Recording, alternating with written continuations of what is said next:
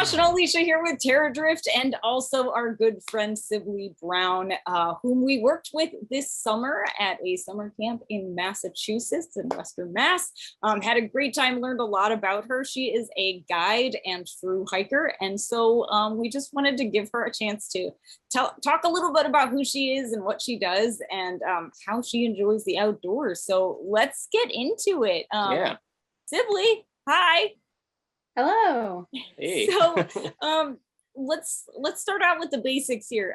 Tell me about yourself. Like, where are you from? Where are you living these days? And like, where has home been in between point A and point B? Okay, I'm originally from Florida, but my family moved to Virginia when I was in middle school. But then I went back to Florida for college. So kind of back and forth between both. After graduation, I taught overseas for a few years, teaching English, and then moved home. So I worked in Spain and Morocco, and then I moved home in 2018 to hike the Appalachian Trail. After that, I was working in New Hampshire, and then Arizona, and then Massachusetts, and back to Arizona. All over the place. I love it. Yes. It's the best way to live, just bouncing from place to place. We've done a fair bit of it ourselves, so we get it. Yeah. Well, awesome. So let's talk about your outdoor activities of choice then, because obviously Terradrift is all about sustainable travel and adventure. So what are your favorite ways to get outside? I grew up playing soccer and riding horses. I didn't get much into outdoor adventure until I was an adult because my family is not particularly outdoorsy. But while I was studying abroad in Spain, I watched the movie The Way, which is about the Camino de Santiago. And so when I finished my degree, I did that over the summer, and that's about 500 miles across the north of Spain. And I absolutely fell in love with it and have been obsessed with hiking basically ever since. That's awesome. Nice. And so that kind of translated into you wanting to hike the AT, right? So how was that experience? Yeah, I had never really backpacked before and had never camped before. I think the first time I slept in a tent, I was an adult. And so on the Camino, you don't have to camp. You stay in little hostels all along the way. And so basically I had moved home from Spain. I was teaching high school Spanish and just started kind of buying and borrowing gear and going out on the weekends by myself, trying to figure out if it was something that I wanted to do. Because my family home in Virginia is quite close to the Appalachian Trail near Blacksburg, Virginia. And so I grew up with an awareness of the AT, but didn't really consider it as something that I could do until after I'd done the Camino. I was like, maybe I should do this for 6 months instead of 1 month. So I taught overseas for a little bit longer after that, and then eventually decided, yes, I think this is something I want to do.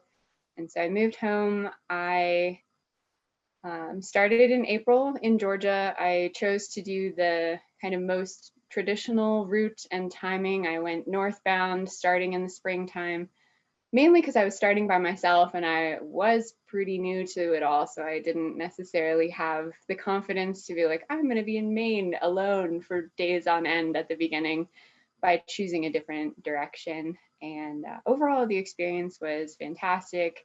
It was very difficult. I had knee problems, the bugs were bad, and everyone says this, but it was a very rainy year in 2018. Everyone says their year was very rainy, but it really was. You can look it up. It was very rainy. It felt like it rained every day. On average, I think it ended up raining like around 5 days a week.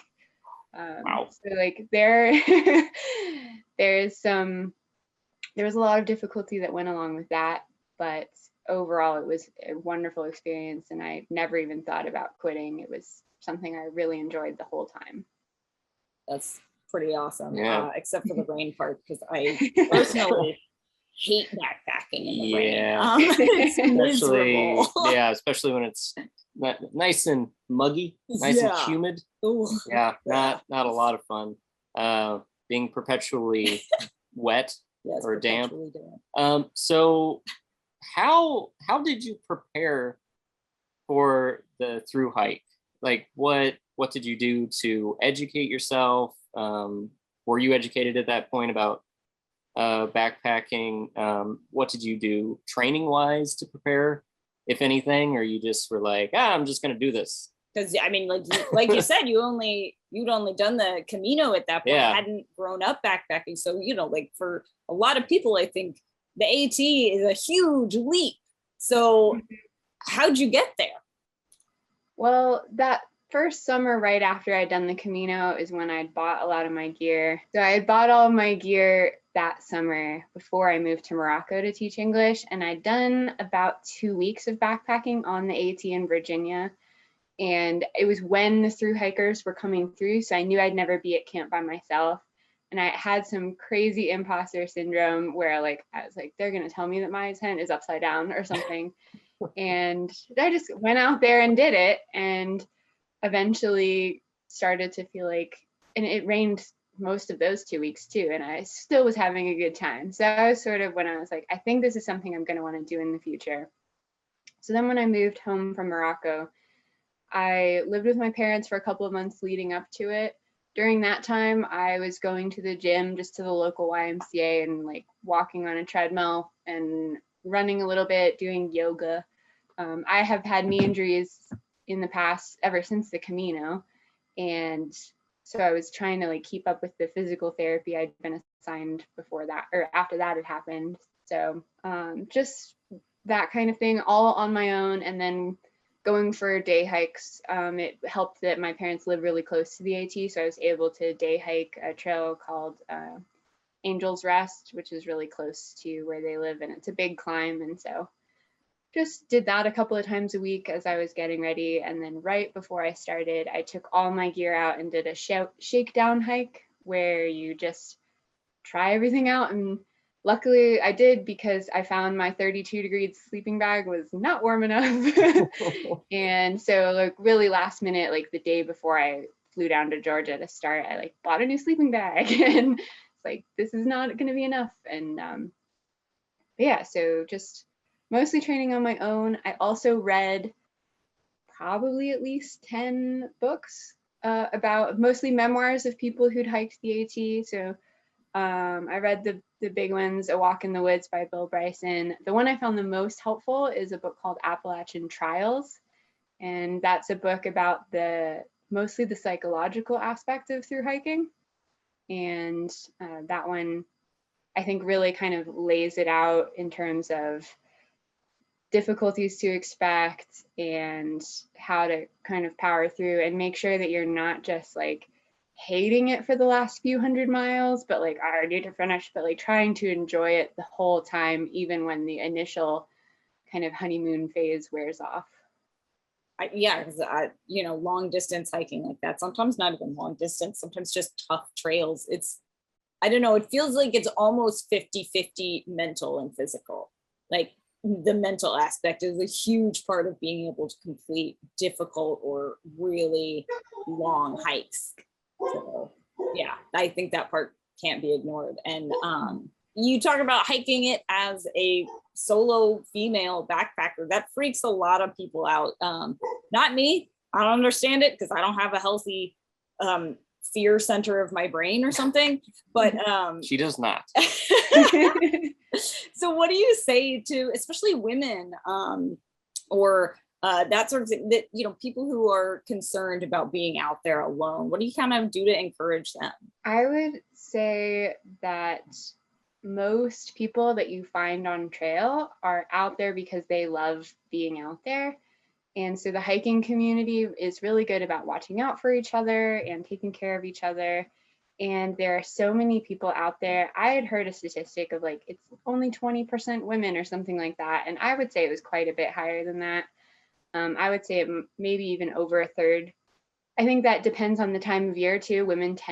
Solo women in particular tend to go more so in the bubble.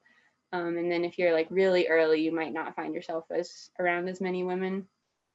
But I think I take a lot of comfort in statistics and knowing that like the incidence of problems is very, very low. That reassures me a lot. And, kind of learning about the different dangers, things like bears or snakes, things like that. And the more you learn about them, the more you realize that at least on the AT, those aren't really things that you need to worry about. But at the same time, to the female hikers, I don't want to be one of those people who's like, nothing bad ever happens, because there is, the phenomenon is called pink blazing, where someone, if you're a female solo hiker, you might get another male hiker who kind of like latches onto you and wants to hike the same pace as you because he's like into you. And that is a thing that happens. And that's the kind of thing where you have to advocate for yourself, make sure the other people who you're kind of hiking around are aware if that's unwelcome, that's the situation. Because there's certainly some of that happens to female hikers who are by themselves. So, but even in that situation, everyone's really supportive of each other, and it's usually really easy to like come up with some kind of excuse to either go a little faster, a little slower, and get out of that situation, and other people will support you in doing that. And for the time that I have known you, which granted hasn't been like a long time, but you know, working closely together all summer, you have never been one to not advocate for yourself, which I love about you. So that's super cool. Thanks. So, and next question, I know I've picked your brain about ultralight packing before, but I'm always keen to talk about it because I like cutting weight as well. What are some of your top tips for cutting your pack weight? Because as an ultralight, not as an ultralight, as a thru hiker, that's something that's like top of everybody's mind, right? You want to be able to hike as comfortably as possible. So share some tips. I think for me, the biggest things are investing in a lighter tent and a lighter sleeping bag. Like if you're going to put money somewhere, I think those are the places where like $100 can make a difference of over a pound. And when you're talking about only carrying 15 pounds total or something like that, that's a pretty huge difference. Then after that, it's more of what do you actually need versus what is something you think you might need or might just be comfortable. So a lot of people will bring too many clothes, or if we're talking the Appalachian Trail, a lot of people carry way more water than they need. You're crossing water all the time. And so I feel like if you get to the next spot where you're supposed to have, you know, like you're planning to get water and you still have 2 liters, that's 4.5 pounds you've been carrying unnecessarily. Now that I'm working in the desert, I would sing a slightly different tune, but for the Appalachian Trail, I feel like people often carry way more water than they need, and that's just extra weight considering the water is all around you. Mm-hmm. But yeah, I think a lot of people will prescribe like, you don't need this and you don't need this, but I think it comes down to going out for a couple of days with what you think you'll need and then coming back, and anything you didn't use, that's what you take out. Good tips. I like it. Trial and error, test Absolutely. It out. You know, cut the big things first. Mm-hmm. The lighter on what is it, the big 4, your backpack, your sleeping bag, your sleep pad, your tent. Yeah. Big 3, big 4, depending on who you are. Mm-hmm. Boots can be a big thing too, right? Oh, well, I mean, on your feet. Or your shoes. Yep. I've heard stories about AT hikers and shoes. And trees. And Absolutely, yeah. So the first road you get to when you start in Georgia, usually like 3 or 4 days in, you get to mountain crossing, and there's at Neal's Gap, and there's a big tree outside that outfitter where people who either quit or buy new shoes will tend to throw their hiking boots over the tree. So there are hundreds of boots just dangling from this tree. I started the AT in a pair of Keen boots that I had been wearing for a couple of years and really liked, but and I thought, oh, I have kind of bad knees, kind of bad ankles. I should wear boots that have the ankle support. But as soon as I tried the trail runners, I was immediately a convert. And now I'm like squarely in the middle of the ultra cult, where I wear Ultra Lone Peaks all the time for everything. We're totally right there with you. Oh, yeah. I don't hike into anything except for my Ultra Lone Peaks until I have to test other boots for review, and then I'm like, oh dang, I can't hike in my office. Yeah, but so it goes. So it goes. So what happened after the AT? Tell us a little bit about where you've landed now. You're guiding now, is that right? Yes. Yeah, so tell us about that. So right after I finished the AT, I was originally thinking that I was going to move overseas to teach English again because I really love that. I love traveling. So I was looking for a job, and I briefly moved, not even moved, but I went to Malaysia for a 6-week summer camp to teach English. And that was a lot of fun, but I also realized I didn't want to be that far from home for 2 reasons. One, I'd gotten into a relationship on the AT, and also my dad was not in terrific health at the time, and so I felt like I needed to be home for that. And so I decided I didn't want to move overseas long term again. So when the Malaysia job ended, I came back and I moved to northern New Hampshire, where I found a job teaching English as a second language.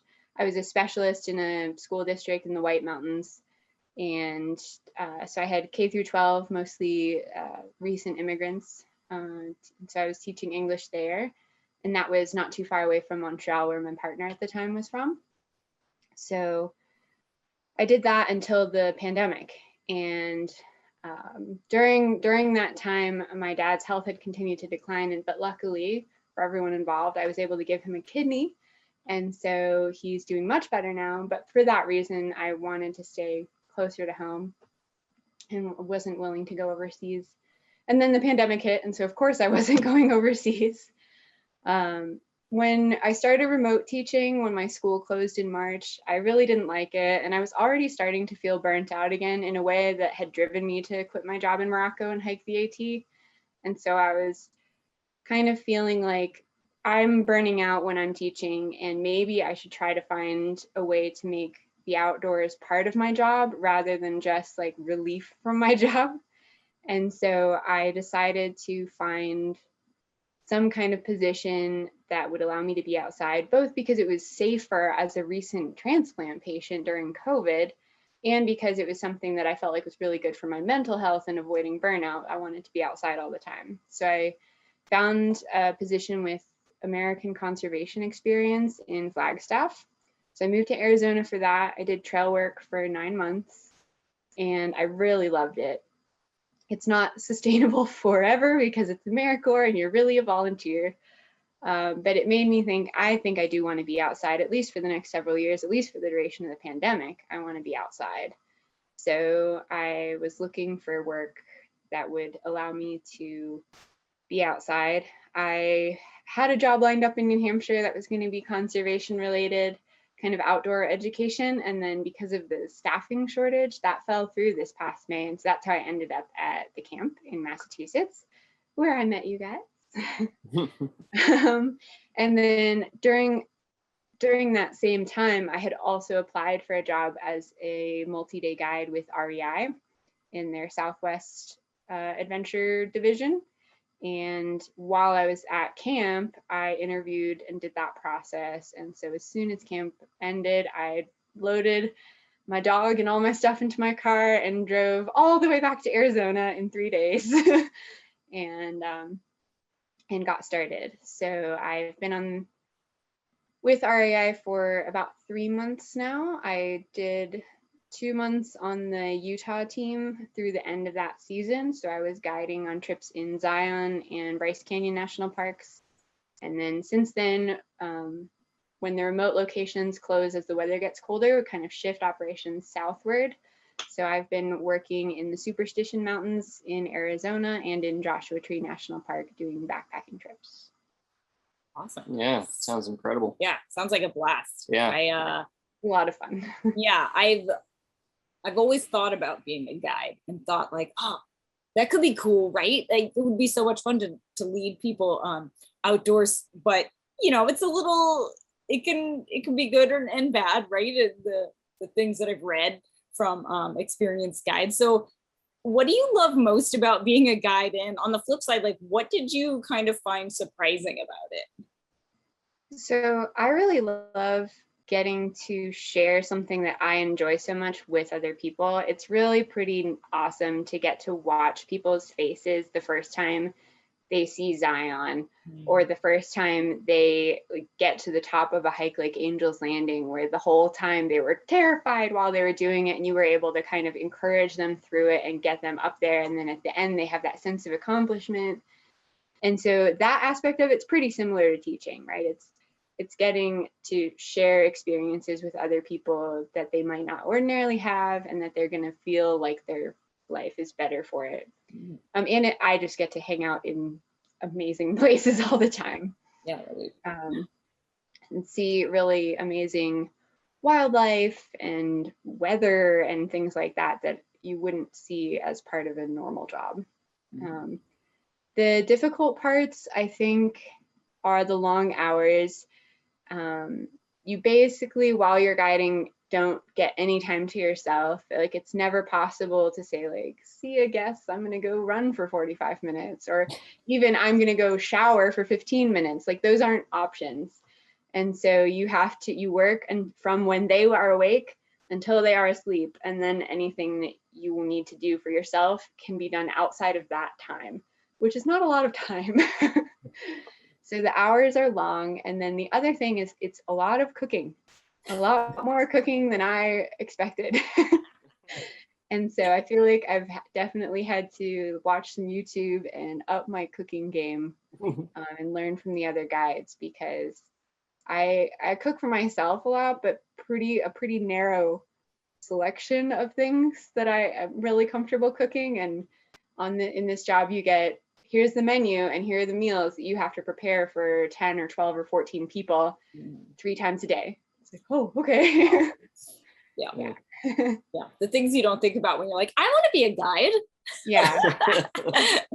That's awesome. And then doing dishes for all of those people. Oh man. I don't even do dishes for myself when I backpack. Yeah. Just do a little rinse and I'm like, it's fine. Oh my gosh. So what's next for you? I've heard whispers of maybe the Pacific Crest Trail next season. Is that still on the menu? So I think the permit release for the PCT is next week, I think. Oh, so okay. I'm going to be in Joshua Tree out of service while backpacking, but I've already enlisted some family members to be on the website at noon, like clicking on it for me, trying to get a permit. So we'll see if they are successful in securing a date. It's definitely something I'm interested in. I actually had a permit for 2021 and was seriously considering it, but COVID just didn't feel gone enough. And here we are, and it still doesn't necessarily feel gone enough. But at least with vaccines available, the numbers are kind of coming down, with hope that things will be a little more normal next year. And so, yeah, if I can get a permit date and the pandemic seems tame enough, that is definitely something I'm looking at doing next year. Awesome. So exciting. Cool. So all that said, what are your top tips for sustainable travel outdoors? Because you've done a lot of it, so you must have a few things people can do. Whether that's like gear that you think is awesome to have and especially sustainable, or just like, tips for leaving no trace, that sort of thing. Yeah, well, I think a huge thing is being aware of the leave no trace principles and following those the best you can. In my job now, it is a little painful. There's a lot of food waste, just because when you're guiding, you can't not have enough food. So we have to err on the side of too much, which means that often we have a lot of extra that we end up having to throw away if we're not able to give it away to someone else who happens to be in the area. But if you're on your own, you can plan out what you expect to eat a lot more than when you're guiding a bunch of strangers. So as an individual, I think paying attention to your food and making sure that you're not putting any to waste, but having enough, that's a balance that you can figure out over time. It's really hard to avoid using a lot of plastic when you're backpacking, just because you need a lot of prepackaged things, but trying to buy things that have less packaging. And then I tend to use a lot of Ziplocs while backpacking. I know a lot of people who use like those reusable silicone Ziplocs, or they'll use beeswax wrap rather than plastic. Those are things that I would like to learn more about, maybe invest in, but I haven't done so yet. But even with a Ziploc, what I'll tend to do is like, first it'll be food, and then after it's food, it'll be trash. And then after it's food trash, or like I'll dump that out, and then it's like the bathroom trash. And then when that's done, then it goes actually into the trash. So I feel like at least I am using each Ziploc 3 times. So little things like that. And then also I travel a lot, and it's really tempting to buy lots of like energy drinks and sodas and things like that in gas stations, because I have to stop at gas stations to let guests use the restroom all the time.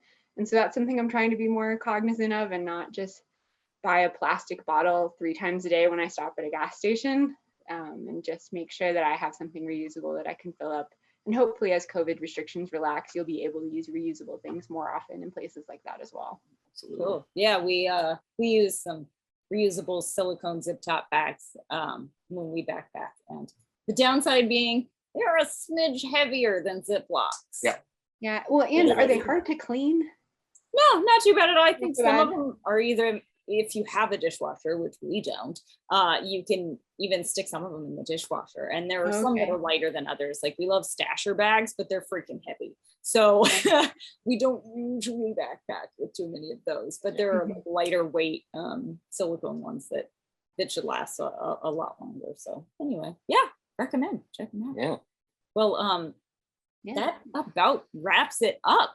It's been so cool talking to you, Sibley. Yeah. Thanks so much for sharing your Yes. journeys and And just hopefully really you've incredible. kind of helped inspire some other people to sort of get off the couch and maybe consider the AT, or maybe working abroad or becoming a guide themselves. And I know that I look forward to going on a backpacking trip or a hike with you in the not too distant future. Because so Yeah, far absolutely. we've only been running Arizona's buddies. beautiful in the winter. Yay! Yes, I look forward to visiting that area in the winter this year. So we'll connect and hang out. So thanks so much Definitely. for taking You're the time welcome. to chat with us today. It's been so good to catch up. Thanks again. And you have an amazing week, and like get out there and wander on. Thanks, I will do.